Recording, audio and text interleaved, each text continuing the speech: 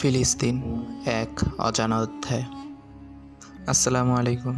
আজ আমরা আলোচনা করব ফিলিস্তিন সম্পর্কে, ফিলিস্তিন সমস্যার প্রেক্ষাপট, ফিলিস্তিনিদের উচ্ছেদকরণ এবং ইসরায়েলের রাষ্ট্র প্রতিষ্ঠা সম্পর্কে। চলুন ভিডিওটি শুরু করা যাক। ১. ফিলিস্তিন সমস্যার প্রেক্ষাপট। ভূমধ্যসাগরের পূর্বে ২৮,৪২৯ বর্গমাইল ব্যাপী ফিলিস্তিন দেশটি ছিল উসমানীয় খেলাফতের অধীন। প্রথম বিশ্বযুদ্ধে যারা ছিল ব্রিটেন বিরোধী জোট, তখন যুদ্ধজয় ফিলিস্তিনিদের সহযোগিতা পাওয়ার আশায় ১৯১৭ সালে ব্রিটিশ পররাষ্ট্রমন্ত্রী লর্ড বেলফোর যুদ্ধে জয়ী হলে এই ভূমিতে একটি স্বাধীন রাষ্ট্র হবে বলে আশ্বাস দেন, যা ইতিহাসে বেলফোর ঘোষণা হিসেবে পরিচিত। যেহেতু ফিলিস্তিন অঞ্চলে আরবীয়রা ছিল ইহুদিদের তুলনায় কয়েক গুণ বেশি, সেহেতু ঘোষণাটি তাদের অনুকূল বলেই ধরে নেয় স্থানীয় আরবীয়রা। প্রথম বিশ্বযুদ্ধের সময় ব্রিটেনের প্রয়োজনে দুর্লভ বোমা তৈরির উপকরণ কৃত্রিম ফসফরাস তৈরি করতে সক্ষম হন এক ইহুদি বিজ্ঞানী, ডক্টর হেইস বেইজম্যান।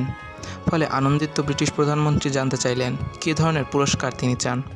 উত্তর ছিল, অর্থ নয়, আমার স্বজাতির জন্য এক টুকরো ভূমি, আর তা হবে ফিলিস্তিন।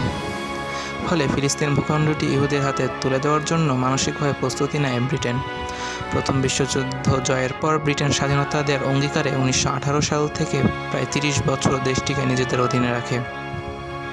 মূলত এই সময়টি ফিলিস্তিনকে আরবশূন্য করার জন্য কাজে লাগায় ইঙ্গো-মার্কিন শক্তি।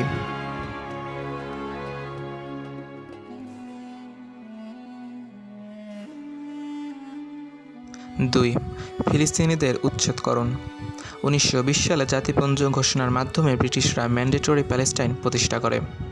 ব্রিটিশ কর্তৃত্ব প্রতিষ্ঠার পর বিশ্বের বিভিন্ন দেশ থেকে দলে দলে ইহুদিরা ফিলিস্তিনে জড়ো হতে থাকে, যাকে আলিয়াহ বলা হয়। অতঃপর ব্রিটিশ সরকার একদিকে ইহুদিদের জন্য ফিলিস্তিন উন্মুক্ত করে দেয়, অন্যদিকে ব্রিটিশ বাহিনীর সহযোগিতায় ইহুদি মিলিশিয়ারা ফিলিস্তিনদের বিতাড়িত করে নিজেদের অবস্থান সুদৃঢ় করার জন্য গড়ে তুলতে থাকে।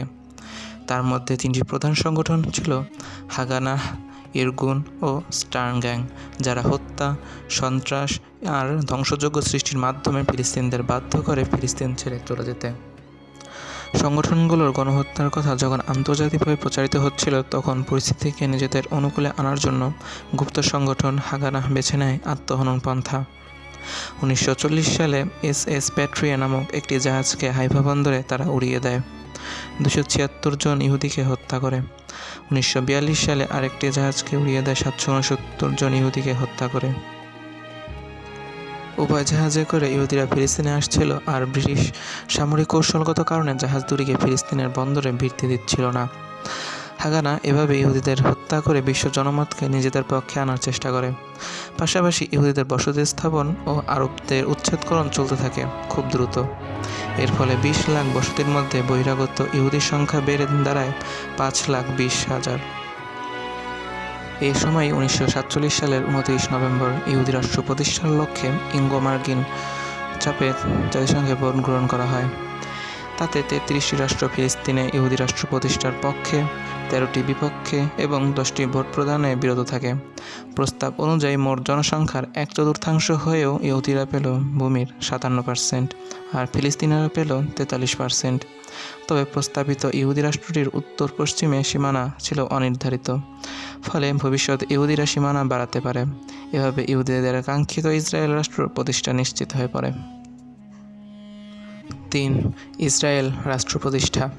ফিলিস্তিন অঞ্চলের কার্যত মালিকানা লাভের পর ইহুদি বসতি বাড়ানোর লক্ষ্যে এবং ফিলিস্তিনিদের উচ্ছেদ করার উদ্দেশ্যে রাতে তাদের ফোন লাইন, বিদ্যুৎ লাইন কাটা, বাড়িঘরে হ্যান্ড গ্রেনেড নিক্ষেপ, জোর করে জমি দখল এবং বিভিন্নভাবে নারী নির্যাতনের মতো কাজে জড়িয়ে পড়ল স্থানীয় ও বহিরাগত ইহুদি ও সরকারের মদতপুষ্ট সেনাবাহিনী।